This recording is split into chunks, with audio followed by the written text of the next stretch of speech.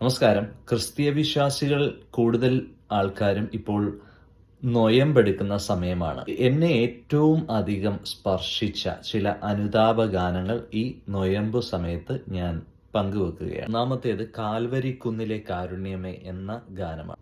കാൽവരിക്കുന്നിലെ കാരുണ്യമേ കാവൽ വിളക്കാവുക, കൂരിരുൾ പാതയിൽ മാനവർക്കെന്നും നീ ദീപം കൊളുത്തിയിടുക, മാർഗം തെളിച്ചിടുക.